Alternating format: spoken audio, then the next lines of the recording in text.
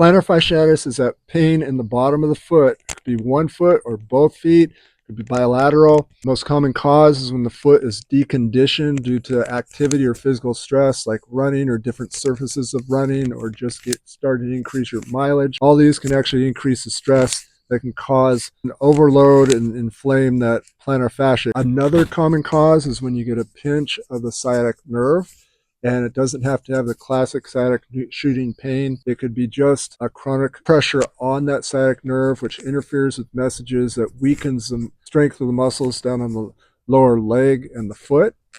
That can predispose it when it's under stress. That can cause plantar fasciitis on one or both feet. So I'm going to show you a 5-step protocol to get rid of that plantar fasciitis and also the underlying pinched nerve sciatic symptoms fast. The first step is the fascial release of the leg and the foot. So you want to use a foam roller, go down to the calf, foam roll that calf, point the toe back up towards your head, find for a tender area of the calf, and then pump that calf a few times just to release that calf muscle. Next, go up to the hamstring, roll through that hamstring, feel for where there may be some tender areas. You find that tender area, then you can just go ahead and extend the knee. Keep pressure on that for about 15 to 30 seconds, and then move on up to the glute or the piriformis area. Cross your leg and go right through that piriformis and the glute area. Feel for any real tender areas. Hold that pressure on there for about 30 seconds, and you may find one or two areas to release. Next thing is you want to release the plantar fascia. You want to be very careful. You want to take either a baseball or a softball. You can even use a tennis ball if you want to start off real easy.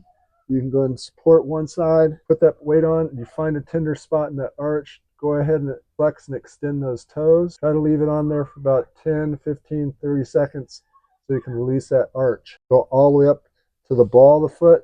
Do the same thing. Step 2 of the protocol is to release the pelvis, the SI joint, and the lumbar spine. We're going to get an elastic wrap, or you can get a rubber strap. You want to wrap it around your knees, above your knees. You want to open up your knees, hold it for about 5-10 seconds. Do that 2 or 3 times. Next, you're going to raise your knees up. Put one hand on the top of the knee on one side, then one underneath. And you want to resist the motion. So I'm going to resist this motion coming up, and with the other leg, resist it going down. So if I switch legs here, I'm resisting pushing this down and coming up. Resist that motion. Resist coming back. Do about 2 or 3 times each side. And this time you may even feel maybe the SI joint starting to free up and release. Next, take the yoga block, flip it in between your knee, squeeze firmly for about 5-10 seconds, real tight, tight, tight, tight. You might feel a pop right in that pubic bone or in the SI joint. Do it again, perform 5-10 seconds. One more time, so I'm doing it 3 times. Now release the pelvis and SI joint. Now it's with the lumbar spine. So you're going to bring your legs up here. You're going to bring your other arm out just to support, and you want to brace your abdominals. Now resist this motion, going opposite twist. So you're going to do a spinal twist, resist the motion, almost to the in range motion, and then try to contract it, bringing it back the opposite direction. So it's going to be an isometric contraction. You're going to hold this isometric contraction for 30 seconds, and you'll perform 1 to 3 repetitions each side. Typically, you're going to feel maybe a release of the lumbar vertebrae. Sometimes the SI joint will also go.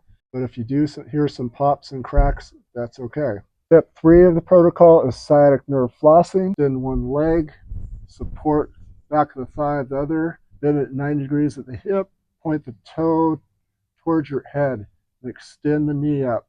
You want to just pump that knee up 5 repetitions just to start flossing out that whole sciatic nerve. You might feel it stretch through the buttocks, the hamstring, back of the knee, all the way down to the arch. I'll do 5 repetitions, then extend up and perform 5 ankle pumps. You're going to perform this on both sides. 4 of the protocol is going to be exercises. So you're going to get in this position once again here. Pump the ankle back and forth. You're just going to be strengthening up the suspension system of the lower leg. You want to do 40 pumps back and forth here. Then you want to go 40 internal rotations and then 40 repetitions externally. You're going to really feel that lower leg muscles start to burn because of the fatiguing of the muscles. Perform this on both legs. Next exercise is ankle isometrics. So you want to get it on your toes, ball of your feet, go on the edge of the stair, hold up in this position here on the end of plantar flexion. You're going to hold this for 30 seconds. After 30 seconds, then drop all the way down, keep your knees slightly bent, and let that hover almost at the end range of motion. Hold that for 30 seconds. Then you want to repeat this 3 repetitions on each side.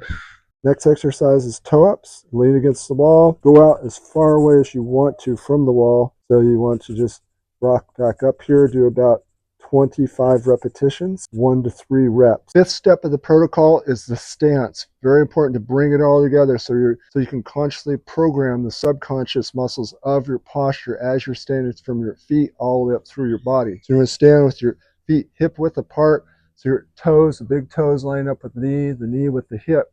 And you want to go ahead and screw the feet into the ground as if you're pushing through the big toe here. You don't want the feet to roll to the outside.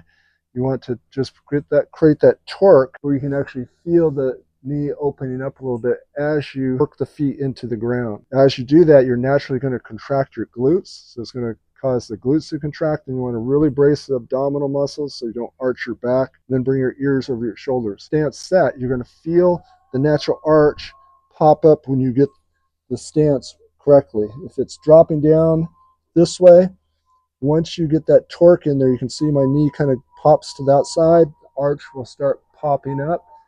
And that's one way to start programming in the whole body into the foot to coordinate with the legs all the way up through the body. So you want to start this, stand here for about 10-15 seconds, then go for a walk, then reset the stance. And you keep practicing it throughout the day to where consciously you're going to program the subconscious muscle for your posture and for your arch. So for best results, to free up that sciatic nerve so you get good nerve supply down the leg, to calm down the plantar fascia, to build up the suspension system around that leg, you want to perform these anywhere from 1 to 2 times a day.